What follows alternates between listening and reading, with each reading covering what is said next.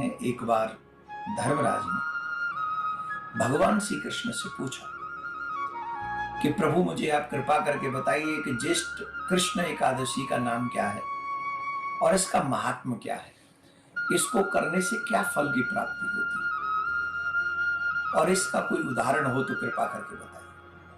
भगवान श्री कृष्ण कहने लगे, राजन, इस एकादशी को अचला तथा अपरा एकादशी के नाम से जाना जाता है। इसके दो नाम हैं, अचला और अपरा। इन दोनों नामों से जाना जाता है। पुराणों के अनुसार ज्येष्ठ कृष्ण पक्ष की एकादशी अपरा एकादशी है, क्योंकि यह अपार धन देने वाली है। जो मनुष्य इस व्रत को करते हैं वे संसार में लोक ख्याति को प्राप्त करते हैं। इस दिन भगवान त्रिविक्रम की पूजा करनी चाहिए। अपरा एकादशी के व्रत से, उसके प्रभाव से बड़े बड़े पाप, ब्रह्म हत्या जैसा पाप, दूसरों की निंदा करने वाला पाप, इस व्रत को करने से झूठी गवाही देने वाला पाप, परस्त्री गमन वाला पाप, झूठे शास्त्र पढ़ने से जो पाप लगता है, कई बार ज्योतिष में भी हम लोग झूठ का इस्तेमाल कर लेते हैं, वो जो पाप लगता है, उन सभी पापों से सहज में ही मुक्ति हो जाती है जो मनुष्य अपरा एकादशी का व्रत करता है। यह व्रत पाप रूपी वृक्ष को काटने के लिए कुल्हाड़ी के समान है, पाप रूपी ईंधन को जलाने के लिए अग्नि के समान है, पाप रूपी अंधकार को मिटाने के लिए सूर्य के समान है, पाप रूपी मृगों को मारने के लिए सिंह के समान है। अतः मनुष्य को, जो इन्हें, क्योंकि ऑलमोस्ट सबको ये पता होता है कि हमने पाप किए हैं, तो जिन लोगों ने पाप किए हैं, जो पाप से डरते हैं, उन लोगों को सभी को अपरा एकादशी का व्रत करना चाहिए। जो मनुष्य अपरा एकादशी का व्रत करता है वो भूत प्रेत पिशाच तमाम जो योनियां हैं उनका भी कल्याण। मैं तो कहूंगा कि जिन लोगों को पता है कि हमारे पूर्वज कुछ भी किसी घटना के कारण, अकाल मृत्यु के कारण वो भूत प्रेत बन सकते हैं, ऐसे लोगों के लिए भी व्रत की कथा, ये व्रत करना चाहिए और संकल्प करके ये फल उनको दे देना चाहिए, जिससे उनका भी कल्याण हो जाए।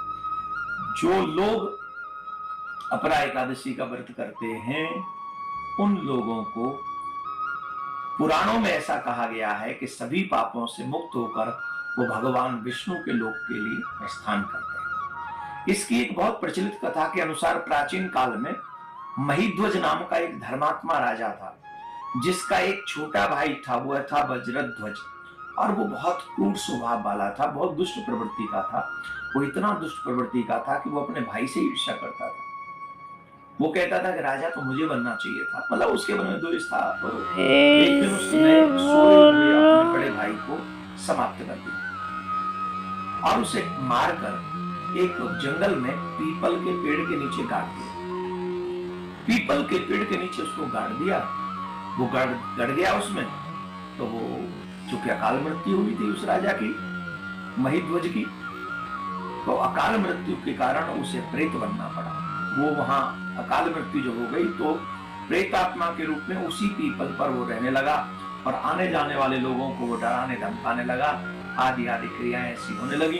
तो एक बार वहां से अचानक धौम्य नामक ऋषि, बड़े तपस्वी ऋषि थे, वो जब वहां से निकले तो उन प्रेत ने आया, फिर उनके साथ वही व्यवहार किया। तो ऋषि तो बड़े समझदार थे, पहुंचे हुए थे, तो वो समझ गए कि कुछ गड़बड़ है, तो वो सारा ध्यान लगाया तो समझ गए।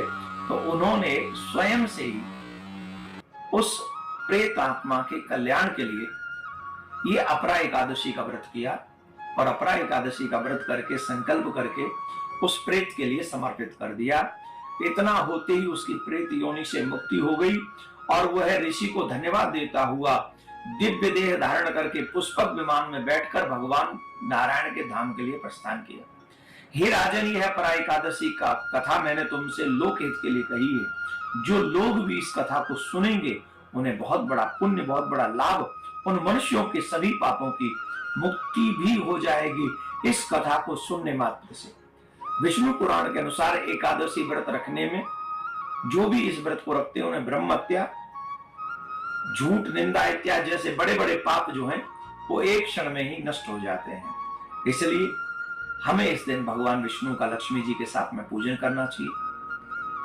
पूजन करने के बाद में दीप दान करना चाहिए, तुलसी माँ को 11 परिक्रमा करनी चाहिए, वहां भी दीप दान करना चाहिए। इसका बहुत बहुत बड़ा महात्मा है। और मैं